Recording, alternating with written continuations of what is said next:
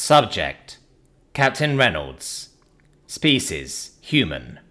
Description: mammalian humanoid, no tail. 6'2", 1.87 meter average height. 185 pounds, 84 kilogram average weight. 170-year life expectancy. Ship: USS Thanatos. Location: Alpha Centauri. "I don't like it," Captain Wong grumbled. "Omega's cloak and dagger routine, I mean." "Yes, I am aware of your distaste for behind-the-scenes dealings," I replied. "However, Omega is on our side, and we should treat it as such. Benefit of the doubt and whatnot. Though I must admit, I am rather annoyed at the postponement of my meeting with the newly christened diplomat Ulina. In the 3 months that he has been away, much has happened. Most of it is being kept from the public, but I'm certain that Ulina knows better than to blab. Perhaps I should remind him, though. "I bet it has something to do with the Directorate," Captain Samuels ventured. "Likely," I said.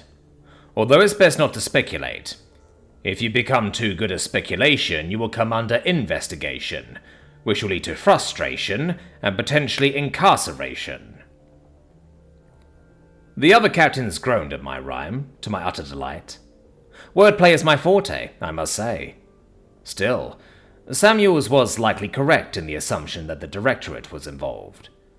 There was a lot of back and forth in most political circles regarding whether or not the Republic was trustworthy. And there's quite the slim chance that all 13 directors are in agreement on the issue. True, they could force the vote and call it wherever it lay, though it would be smarter to make an informed decision. "And if you keep rhyming, you will experience defenestration," Captain Kennedy said, without even a trace of a smile. "Quite so," I replied with a grin. "Captain Reynolds." Tim's voice came over the speakers. "Omega's down with shiphead Ulina. Did you want to meet in your office?" "Yes, please," I answered. "If he beats me there, have him wait for me at the door." "Yes, sir." "Captains," I said, as I rose from my seat. The captains of the various frigates stocked with the Thanatos nodded at my farewell. I laughed internally at their sour moods. We aren't exactly chums. In fact, our relationship is somewhat complicated by the fact that I am their superior officer. Even further complicating things is the fact that my superiority is granted by billet rather than rank. Insubordination is a kind of grey area in these circumstances. For instance, if one of these captains were to ignore a direct order, I could have them for insubordination. If all they did was, say, threaten to throw me out of a window, that's not technically insubordination. If they did actually throw me for a window, though, that would be conduct unbecoming, as well as assault, and I could have them for that instead. Although we're in space, so it'd probably be murder. "Hello, Captain Reynolds," Ulina greeted me as I approached, looking a tad shell-shocked. "Greetings, shiphead Ulina. Let's go into my office. We've a lot to talk about." I returned his greeting with a friendly demeanor. We entered my office, and I walked past Ulina to my seat, gesturing for him to sit down as well.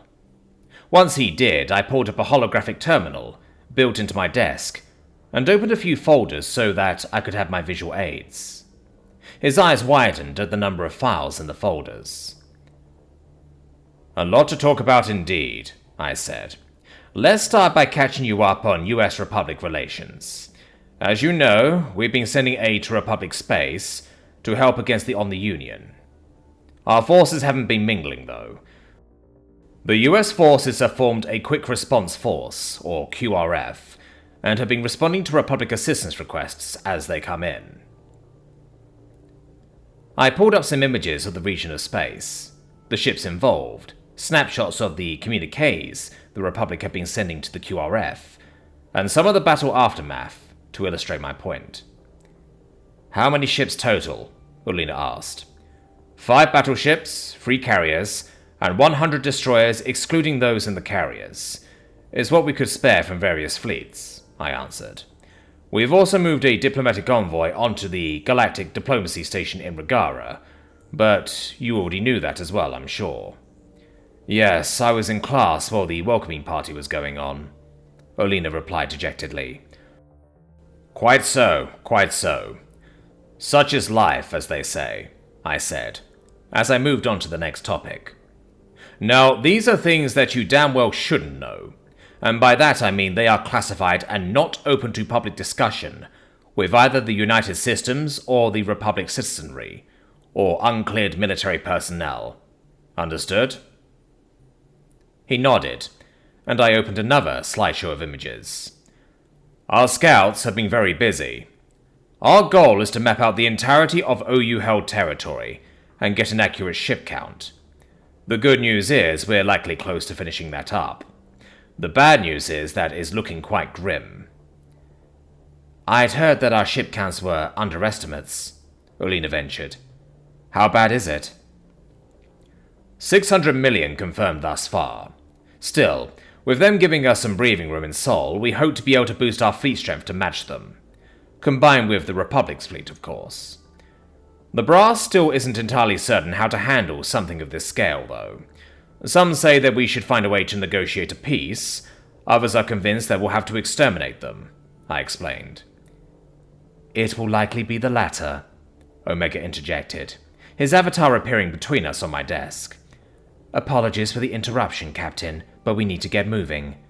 If you'd kindly give the order. Moving where? Olina asked. Consider the order given, I said to Omega. That's another thing we need to talk about, Olina. We've so far found 8 other species who are currently at odds with the OU. We don't yet have the ability to safeguard all of them, but there's 2 that are good candidates. They're putting up quite the fight. One near US space and another near Republic space.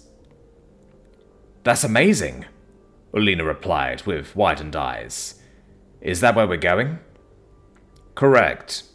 We're going to introduce ourselves and offer aid to the one nearest the US. You'll be the Republic's representative on this mission. The Republic is doing the same for the one near their space, with... I paused, looking up a name. Mr. Havencroft as our representative. Mr.? Olina asked. Yes, he's not military, I said with a smile. Bog-standard diplomat, just like your sister.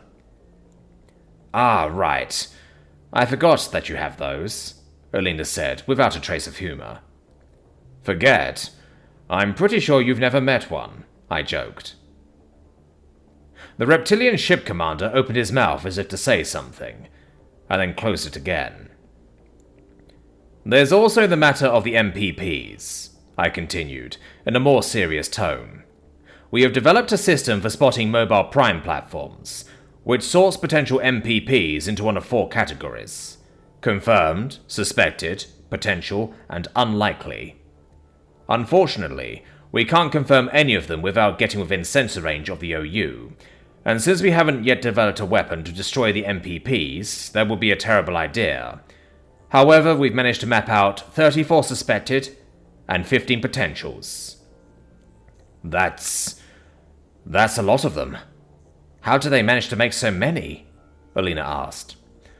Unfortunately, it's less than half of what we believe they have. How they've made so many, I'm afraid I don't know, and is likely irrelevant, I pointed out. However, they managed it. We must put a stop to it, which is why we'll be trying to partner with these newly discovered species. Are any of them strong enough to actually help? It's unlikely that they have an equivalent military might when compared to either the Republic or the United Systems, but they've held out against the Omni-Union for this long. That has to count for something, I said with a slight smile. The main thing we'll be wanting to find out is if they've simply figured out the OU's tactics, or if they have an actual technological edge we can exploit. Also, it may seem pointless at this stage of the war, but we do have to think about what comes after. After? Olina looked genuinely puzzled. You mean, if we beat the OU? Not if, shiphead. I pointed a finger at him for emphasis. When? The Union will not survive this war, one way or another. Alina's face was a mixture of emotion. A bit of shock and awe combined with a confused expression that begged for elaboration. After a few seconds of silence, it occurred to me that he might not know my meaning. The United Systems is exploring last resort measures to make sure that if the Union takes us out, they go down with us, while preserving as much of the galaxy as we can in the process, of course, I explained. Well, Okay, I understand. Alina's face betrayed concern. I'm guessing that's a human-led initiative? No, the Gaunt, actually, I grinned. We do fully support it, however. What's this last resort going to look like? He asked. I have no idea, I explained. As far as I'm aware, it's still being brainstormed. The United Systems is confident in a total victory, but we're smart enough to have contingency plans in place. Just in case. You understand? Yes, I understand, Alina nodded. So will the US be seeking integration with whoever we're about to visit? We will offer it, but won't push the matter if they decline. We'd rather not have the situation with the Gaunt become a precedent for our future interactions with potential new members. Alina visibly winced at this, which nearly made me smile. The Gaunt insurrections have long been a source of dark humor in the military of the United Systems, but from the outside looking in, I can see why the situation would be horrifying. Which is also what made it as funny as it is. Don't be so serious, Alina, Tim interjected. What's the difference between a Gaunt insurrection and your birthday, Captain Reynolds? I don't know, I lied. What's the difference, Tim? Your birthday only happens once a year. Alina looked at me with a horrified expression, as I disguised a chuckle with a cough. It took everything I had not to laugh at his reaction, though. A few seconds of silence passed as I collected myself. What? You don't get it? Tim asked. The implication is that Gaunt insurrections happen multiple times per year, which, while factually inaccurate, is... That's enough, Tim, I interrupted. I assume you had something to report. Yes, sir. We've arrived at our destination and are preparing to make long-range contact. Protocol says that you've got to be on the bridge before we can, though. Understood. We'll be there in a moment, I replied. Well, Alina, let's meet our new friend, shall we?